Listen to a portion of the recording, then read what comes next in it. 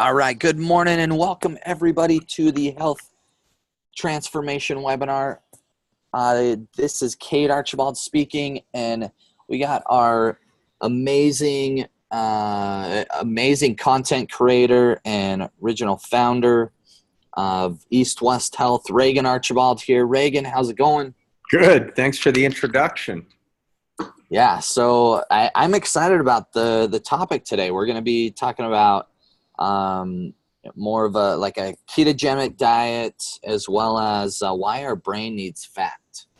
Exactly. Yep. And so hopefully you guys are, all enjoying eating more fats in your diet, because that's what we've learned. We've all gone through that whole trauma of low fat, no fat, and we've had that force fed on us for almost 50 years now. I mean, the very first, actually, that's like almost 70 years, because it was when Eisenhower was in presidency. Many of you know this. Dwight Eisenhower had a massive heart attack when he was president of the United States. And I think he probably had a heart attack because of D-Day. I mean, he was the general of the army that basically helped us win World War II. I mean, he turned the tide with it. But Eisenhower ended up having a heart attack in office in his first run. And he looked at why did he have heart disease, and why are more people in America suffering from this condition? And so his top researchers went out, and Ancel Keys was one of those researchers that came back and said, oh, it's from saturated fat, and it's from fat in general. And so he put Eisenhower on this breakfast that basically was dry toast. He could only have one egg a week. He couldn't have any fats. And they wanted to see. Eisenhower had no high cholesterol, no hypertension, none of the classic symptoms that go along with having heart disease. And Eisenhower ended up developing Crohn's disease. He left office and his cholesterol levels were hovering between 380 and 410. He was sicker than when he went into office, and it was because of one of the reasons was because of the diet. And I think anyone who goes into presidency, you look at Obama, he looked very young when he went in, and when he left 8 years later, he looked like he'd aged about at least 20 years. And so it's a tough office, but ultimately what we're learning now is that maybe some of these assumptions that we made about having this low-fat diet, maybe they weren't correct. And so let's just talk about your brain, because your brain is arguably the most important organ in your body. Without your brain, for those of you who have had your brain not work, you know what I'm saying. It's very important. And so your brain is made up of almost entirely fat. I mean, 57% of your brain is fat, 38% is protein, and then there's very little carbohydrates, maybe 5% in our brains. And our modern brains right now, we are eating opposite. We eat about 5 to 10% fats. For those of you who remember the food pyramid, that was taught to us in school, but it's, 5% fats on the top, and then the bottom is all of those grains, the carbohydrates, which comprises of about 60% of most Americans' calories. So today we're going to talk about why a ketogenic diet is helpful.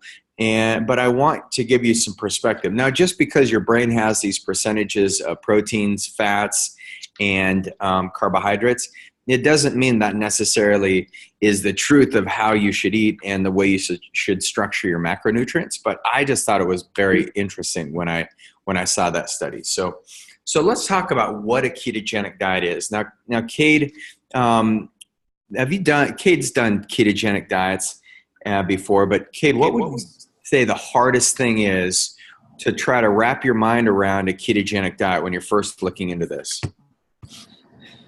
Just first getting into it is the lack of carbs and starchy foods. Yeah. Now, for those of you who are on the webinar today, what has been your biggest challenge with the ketogenic diet? Because I'd like to answer your questions if possible and dive into the science. But before you ever want to start eating a diet that consists of 5 to 10% carbohydrates, 70 to 80% of your calories from fats, 20 to 25% from proteins, the very first thing you've got to do is you've got to get your liver cleaned out. Now, a lot of my patients who go on a ketogenic diet, what happens is their liver starts to get really stagnant because you're putting all that fat in there, and your liver is the organ that makes your bile. And then that bile gets secreted and passed into your gallbladder. And then every time you eat fats, your gallbladder pushes or squeezes out a little bit of bile so you can emulsify the fats.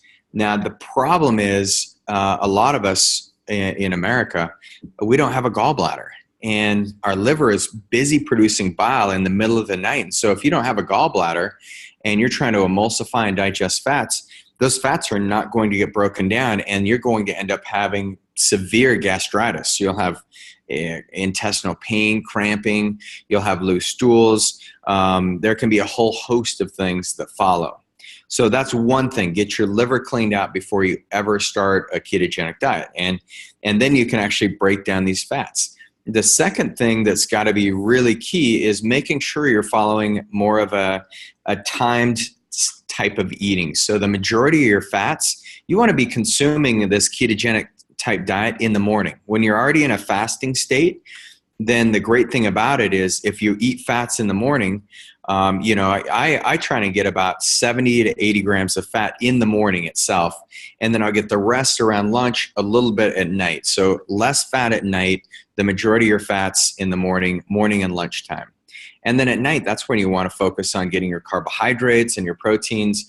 You're a lot more insulin sensitive in the nighttime. And so, as you know, proteins can get broken down and they become sugars, and that can affect your blood sugar levels. And then a lot of people on the ketogenic diet, they don't eat too many carbs at all. And one of the things that can happen is your thyroid will start to shut down. So if you're doing a heavy fat diet, I recommend leaning more towards 70 to 100 grams of carbohydrates. And we'll kind of jump into this in a minute here. But here's the difference on your brain. Brain on glucose is like an ADD brain. Brain, if you look at a brain on ketones, and ketones comes from fats, which we'll jump into those ketone sources.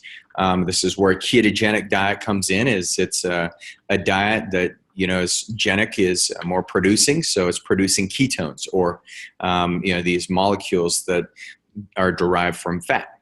But when you're on a ketogenic diet and when you're doing time-restricted eating, so you're doing intermittent fasting or not eating all the time, then what happens is you start using fat as an energy source instead of glucose, which is the difference between driving an electric car versus a gasoline car. Electric car, smooth, fast, easy to maneuver.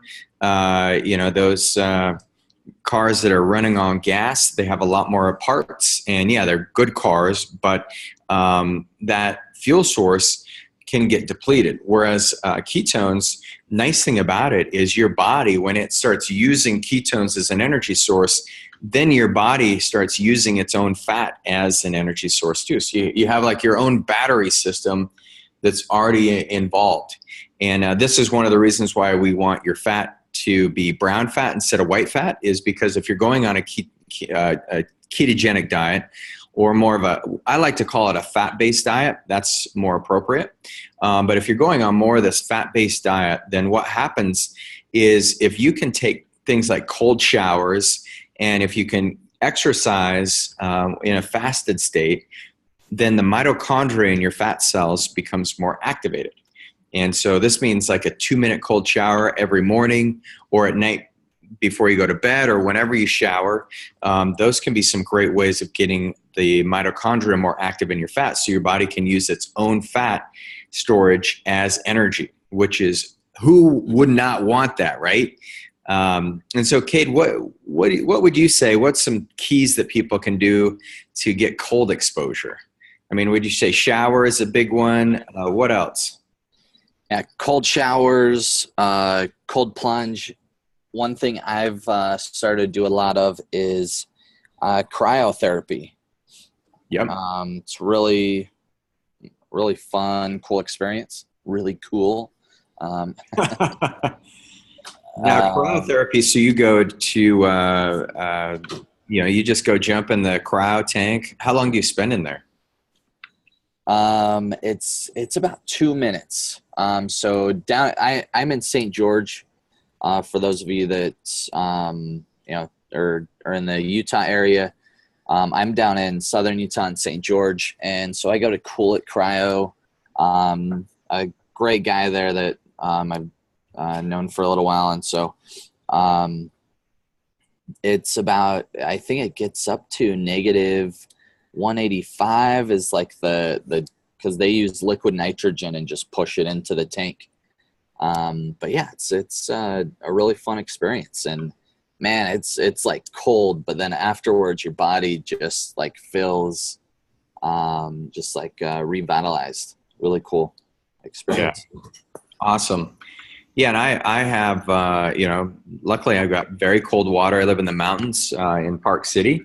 And so my cold showers are great. We take cold baths. My boys and I will put ice in our tub, and then we have like little kind of like masculine competitions. My boys are 12, and so we'll see who can, how long we can tolerate. Wi-Fi isn't set up on your Echo Dot. But yeah, that's been very fun. And then the other thing that I find is if you're, find a spa that's got a cold plunge in it, and that can be really good for you too. So once again, what we're trying to do is not only get fat from foods, but also we want your body using its own fat storage as an energy source. Because one of the things that you look at is when your liver is responsible for breaking down fats.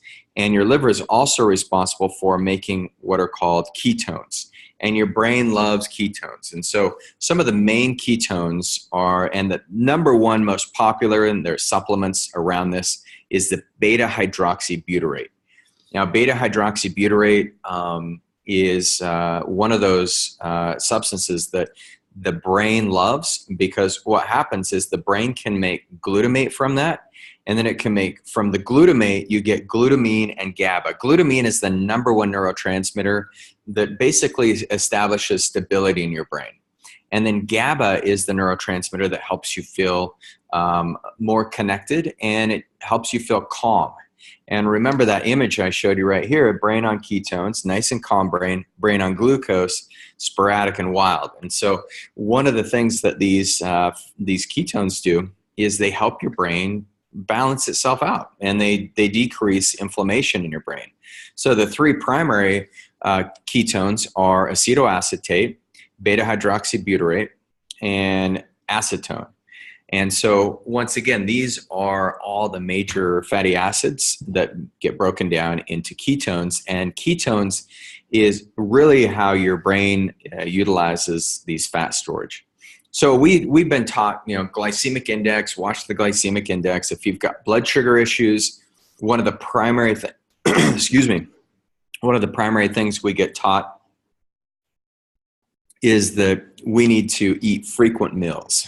And so we've conditioned our body actually to stay in this state of, a state of hypoglycemia, because we're eating all the time. We're correcting the problem for our body. And so the big difference is the glycemic index actually has lost validity. There is a study that was released in 2015 by the Weizmann Institute, and they showed that based on the person's gut biome, so the bacteria in the person's gut, that had a much bigger impact on the person than what the foods were. So they could feed, like, you see rice bran here, which is 27 on the glycemic index. Now you could feed that to one person and it may be 27, but you feed it to another person and it'd be 110. And that's all based on their biome. The Weizmann Institute, they tested over 3,000 people. And these people, I mean, they tracked everything they're doing, from when they slept to when they pooped to when they, went to work. I mean, the whole thing was very well orchestrated. But what they found is that it's the bacteria in your gut that drive the way that your blood sugar responds to foods, more so than it is the foods that do that. So when you're looking at getting into a ketogenic diet, the second place, I mean, your liver is the number one organ. The second organ that you need to make sure is working really well is your digestive system. So small intestine, large intestine, your stomach. But the glycemic index is, one of those things that we found to be very outdated. So conventional knowledge, is, you got your starches, you got your proteins, and you got vegetables, which is great. American Diabetes Association is where you've got, a lot more starches, as you can see. You've got the same basic protein, and then you've got, some vegetables. Now this is problematic because the American Diabetes Association is also wanting you to stay on medication. So they'll say, make sure that you're keeping your blood sugar stable by, going on walks, eating the right foods, but the foods are still carb loaded. If you go to their website, it's gotten better over the last 2 or 3 years, but prior to that, it was very heavily carb loaded, sugar loaded, still is, but now they're just saying, make sure you take your medication. But there's ways of reducing this. Now, this is the Wiseman study that I was talking about.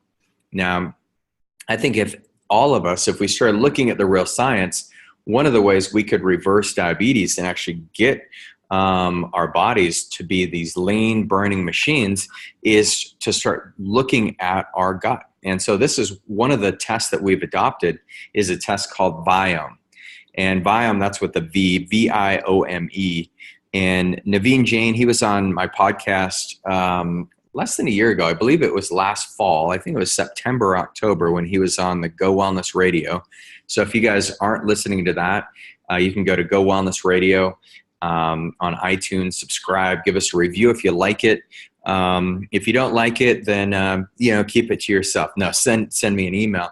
But you'll hear Naveen Jain talk about Viome and the importance of looking at the way that the genetics in our bacteria actually behave, because that has a greater impact on our health than probably anything that we're finding right now. So here's a study that they found from the Wiseman Institute. Scientists have released new results underscoring the importance of a personalized diet prepared based on complex factors such as gut microbes and lifestyle. Surprisingly, the foods that raise blood sugar levels differ dramatically from person to person. So not too surprising. You can see some participants who ate banana, they had very low, like participant 644, virtually no blood sugar change from eating a banana.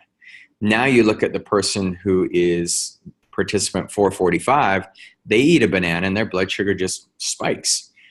Now you look at the cookie and participant 644 ate the cookie and their blood sugar spiked. And then their blood sugar went back down.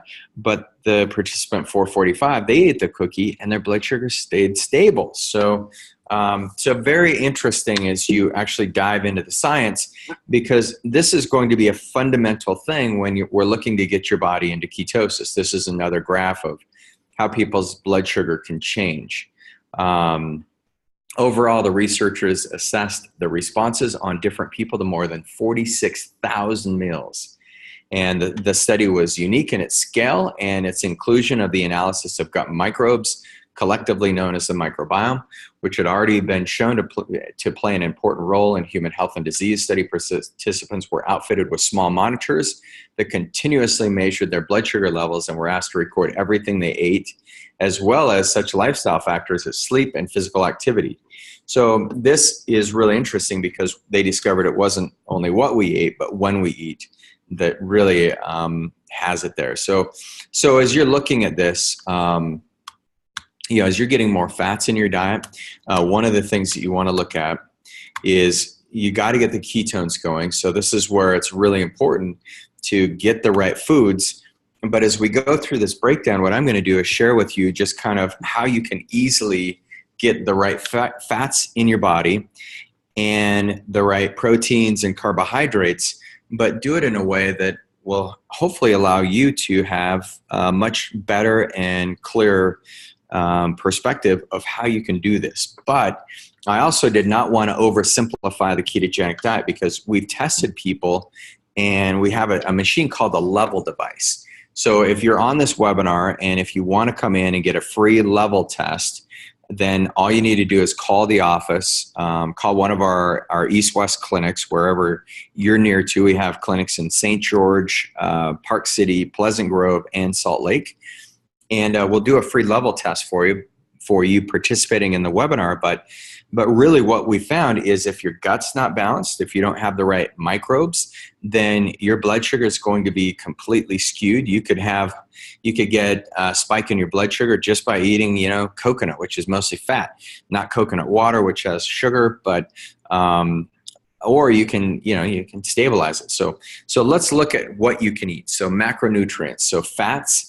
If you take an avocado, so hopefully you all love avocados, try and eat a couple of avocados every day. And if you're doing a smoothie, one of the best things that you can do with your avocado is blend up the seed. The seed has massive healing properties in it, lots of selenium, lots of zinc, and huge amounts of magnesium, which are also naturally found in avocado.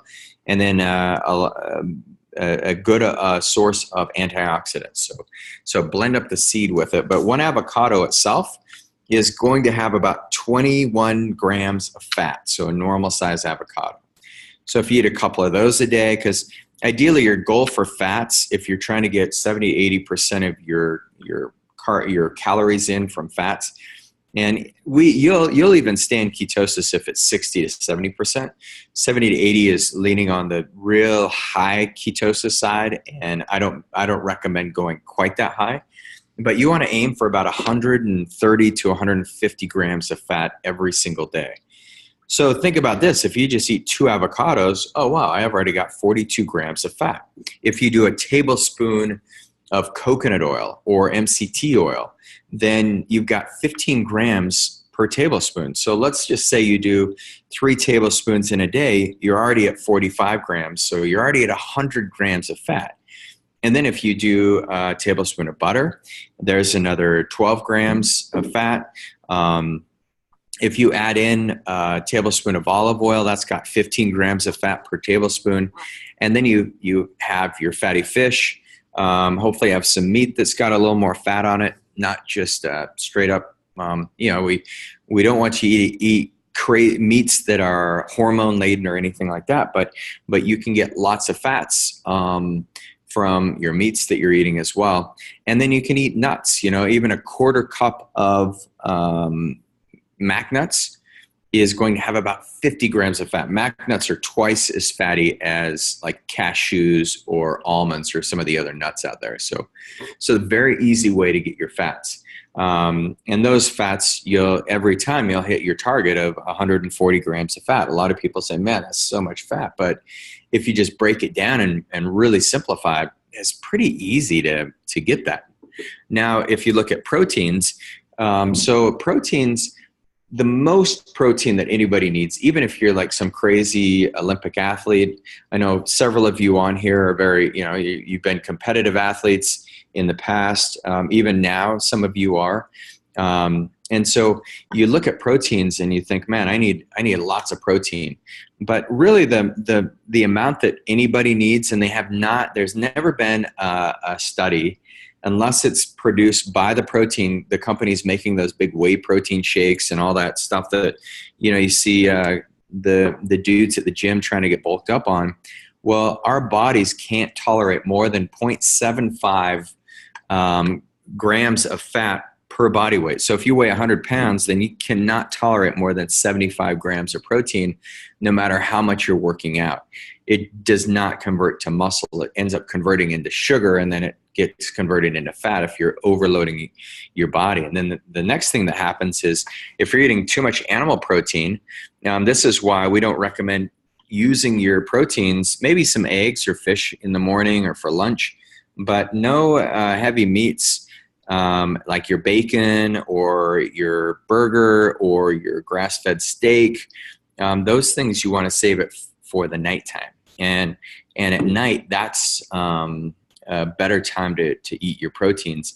But you want to get your proteins, ideally you're going to get between 100 grams, depending on your weight, once again, but between 100 and 120 grams for most of you on this webinar is going to be a sufficient amount of good, healthy protein. So make sure that if you're a vegetarian, get some eggs. Pescatarian, get some fish in. But all you carnivores out there or omnivores, then with your proteins, you want to make sure that you're getting a very clean source of good, healthy meat. Beef is some of the easiest to digest. It doesn't tend to harbor the ochratoxin A like other meats can. So that's definitely a safer meat. Bison, it's illegal to give bison antibiotics, steroids, anything like that. And so that's always a safe source for your proteins and then some of your organ meats. And then carbohydrates, if we look at carbs, typical ketogenic diet is less than 50 grams of carbs every day.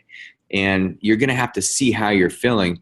Now, for you ladies, I don't recommend typically going that low because it does alter your hormonal cycles and it can start to affect your thyroid. So you want to go between 50 and 100 grams and get some good, healthy carbs.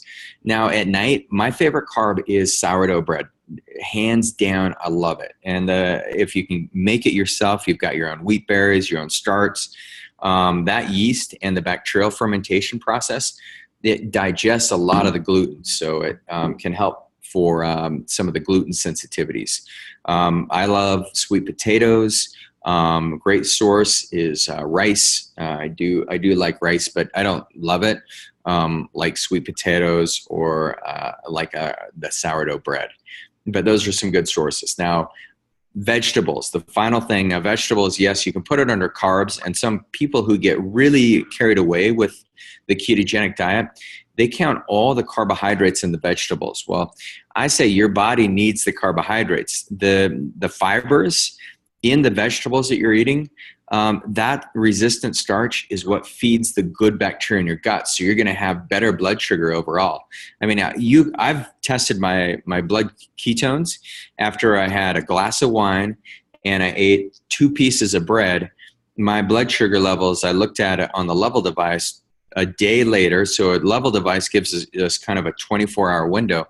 I looked at it the next day. It had been about 12 hours since that meal, actually maybe 14 hours.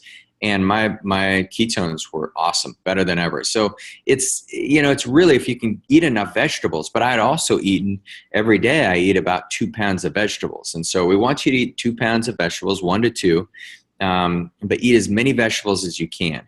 That's the only way that a ketogenic diet can work. And so you eat the vegetables, that keeps your liver healthy, especially some of those cruciferous vegetables, helps you produce more glutathione, so you detox easier. But yeah, hopefully that gives you a gauge. Now, for those of you who have my books, either the Stem Cell Breakthrough or your Health Transformation, I kind of break down these macronutrients for you in there as well. So any questions or any comments, Kate? Anything we missed?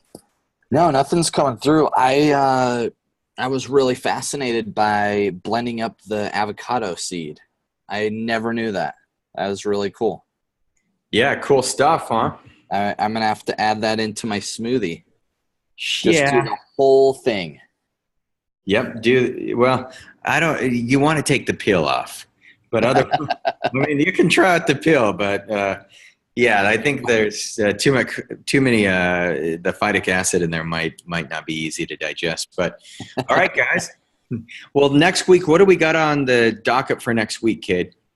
So next week we are going to be talking about reversing chronic spine pain. Oh, cool. Okay, great. Yeah. Now this is going to be important because I'm going to share the study on brains aging with back pain and chronic pain. So for those of you who know of somebody who's got back issues, they do not want to miss next week because they're going to learn the depressing fact that their brain is 10 to 20 years older than those of us who do not have chronic back pain. Yeah, it's going to be awesome, everybody. So make sure you get here. Oh, we just had a question come in. Can you give an actual example of how much proteins, like how many eggs or number of servings per day? Yeah, so an egg is going to have about 7 to 9 grams of protein. So, if you're looking, let's just say you're shooting for 100 grams, and then, I do about 3 eggs a day. And so that gives me about 24 grams of fat. And then let's say you eat like a bison burger, like a normal size, that's going to have about 40 grams of protein in it. And so then I'm already, I'm already doing pretty well on my proteins. And then if you look at, getting proteins from maybe like some fish, or you get proteins from, you're going to have some proteins in certain vegetables. Asparagus is where you're going to have that's the vegetable with the highest amount of protein. But then let's say you eat 4 stalks of asparagus, and I believe there's about 5 grams of protein in that. Then you're right there where you need to be at 100 grams. So what about fruits? Didn't hear much about eating fruit, and I think I can help that one. But yeah, if you're trying to do more of a ketogenic diet or just balancing blood sugar, fruit's going to have a lot of fructose or sugar, right? Yeah, exactly. So fruits, we don't want you to eat more than about 20 grams of fructose per day. And so, like if you look at an apple, apples have about 10 to 12 grams of fructose. So maybe a couple apples a day would get you there, or a cup of blueberries has it. Fruits, you can eat them at night. And they're going to be great for you. But once again, we're on the ketogenic diet. Fruits are pretty, they don't have to be non-existent, but you have to be very careful as far as how much fruit to eat. Yeah, great questions, everybody. We appreciate you guys making it today. We'll be here again next week talking more about chronic back pain and spine pain and really some effective solutions for that. If you have any questions, anything you guys want, reach out to the East West office, and we'll look forward to seeing you next week. See you, everybody. All right. Take care.